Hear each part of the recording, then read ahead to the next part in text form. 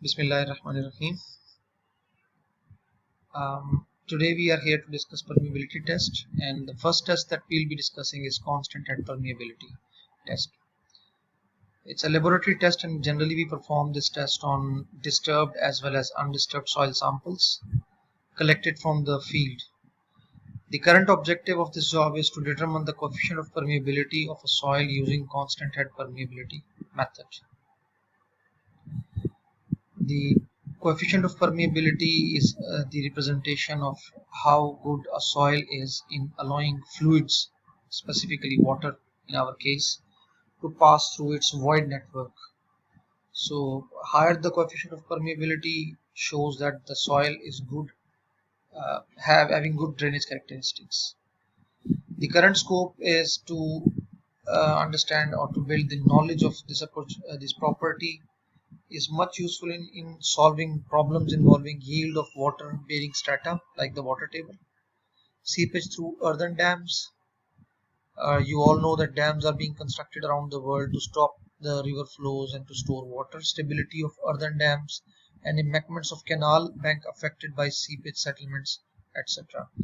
It's not just this, but river training works, linings, and other water supply and sewerage systems, drainage systems of the highways and railways. Everything lies in its scope. So it's a very broad topic. Our organization would be preparation of the soil sample first for the test, and then finding the discharge through the specimen under a particular head of water. As the name suggests, the test is constant head, so we'll try to keep the head which causes the flow. If you recall your fluid mechanics concepts very quickly, you will realize that we always need a potential head difference or potential energy difference to have the flow occurring. So that's why the discharge is important, and it will be done under a constant head, so that gives it this job a name as constant head permeability test.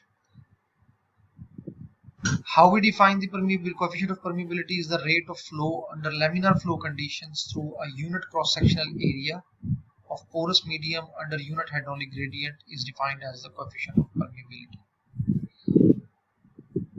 Now the current equipment or apparatus that is involved in this job is a permeameter. Permeameter is generally a cylinder, a cell made up of generally glass, through which you will be able to see your specimen most of the time, and in some labs you may not be able to see your specimen when your permeameter cell is made up of steel or some other non-transparent materials. So it's a permeameter mold of non-corrodible material having a capacity of up to 1 liter with an internal diameter of 100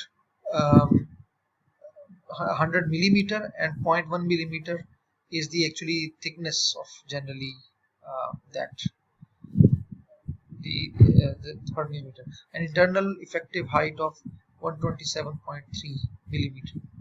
The mold shall be fitted with a detachable base plate and removable extension counter.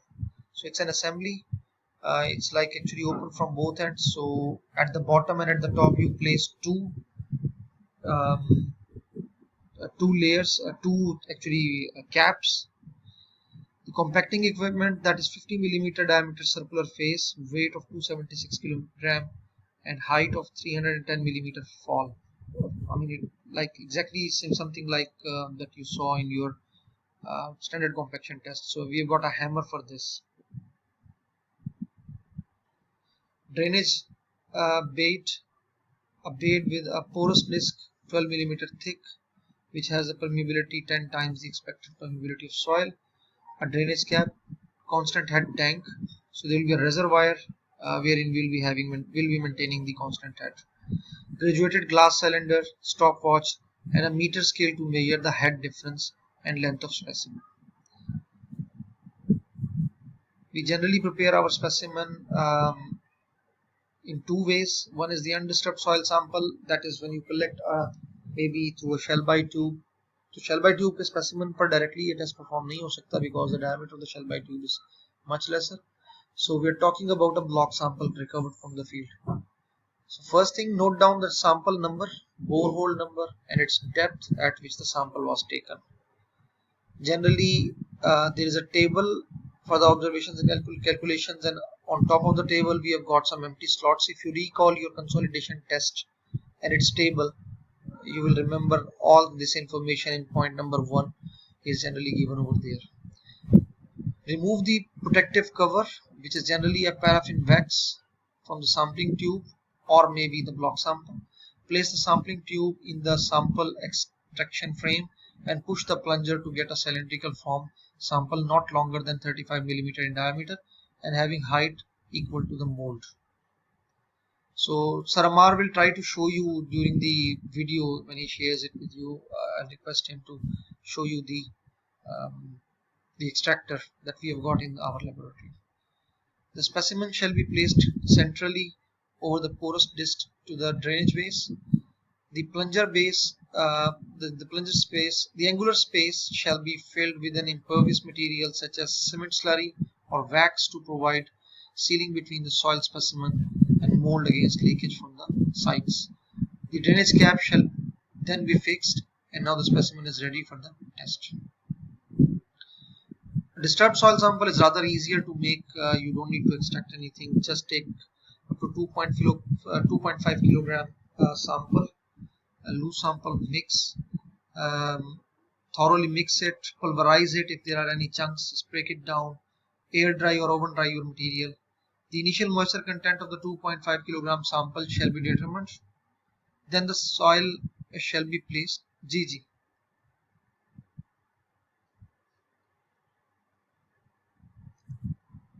मैंने screen share की हुई है आपके साथ.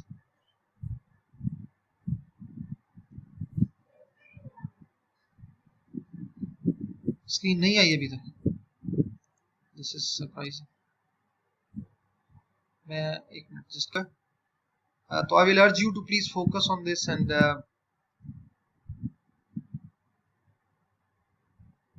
now the initial moisture content to be determined. अब आपने 10% डालना है, 5% डालना है moisture content. Just add that. Add required quantity of water to get the desired moisture content. Mix the soil thoroughly. Weight the empty permeameter mold just to make sure that you end up getting the final moisture content of your specimen or any material lost during the test. So after greasing the inside slightly, clamp it between the compaction base and plate extension collar.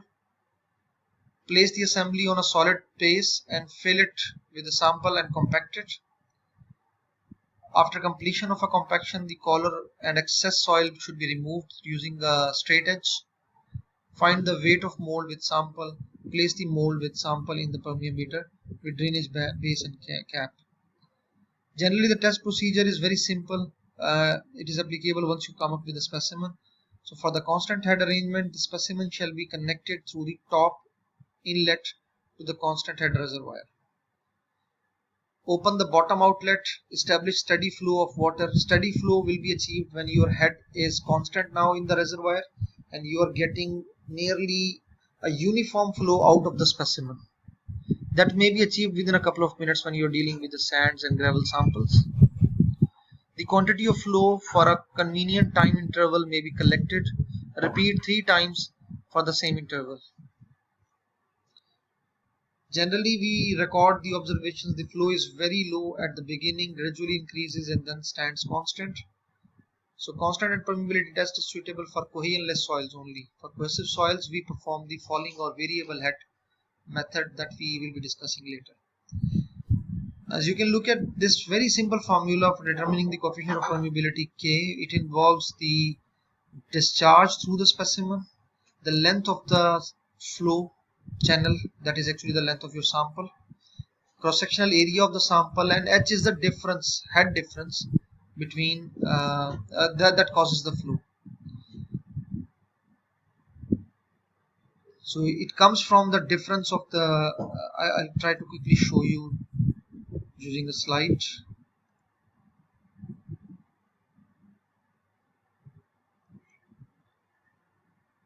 Please stay tuned.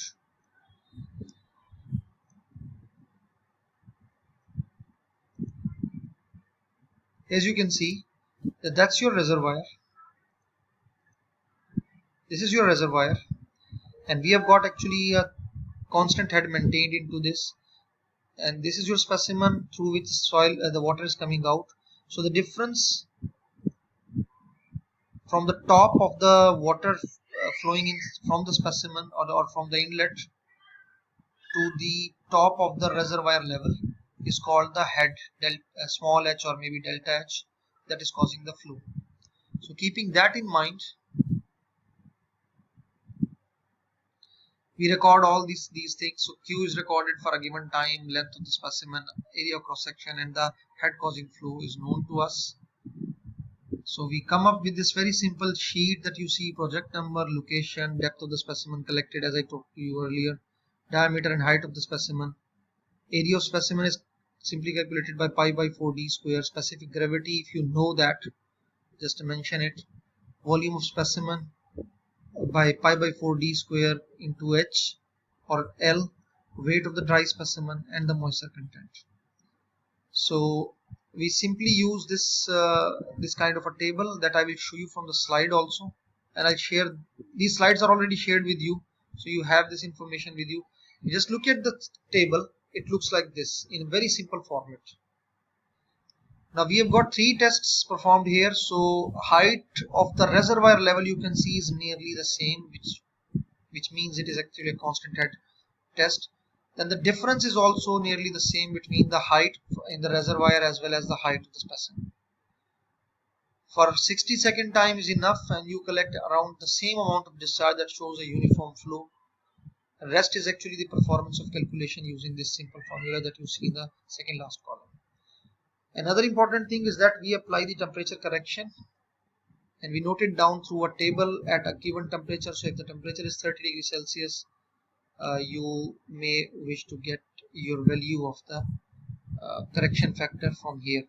So these are the viscosities of the fluid that you are currently dealing with, and these are the temperatures, and this is the factor which is used to convert your readings into 20 degrees Celsius, corresponding to 20 degrees Celsius.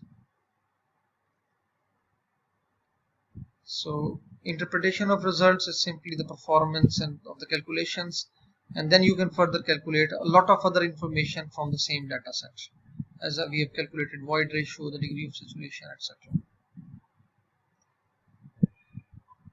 Now I'll stop here with the constant head permeability test, and I will ask you to if you have any questions, you can ask the questions. If you don't have any questions, then we will move towards our second test, that is the falling head permeability test. Yes, do you have any questions?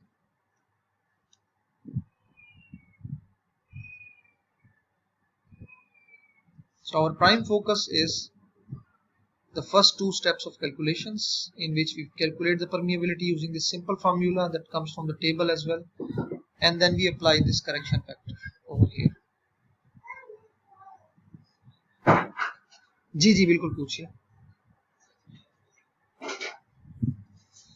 देखें, ये जो formulas है ना, ये आपने geotech 1 के initial lectures में already पढ़े हुए हैं, और ये if I personally tell you that you don't need to remind them, but you must know what is this void ratio and how it is related with these properties.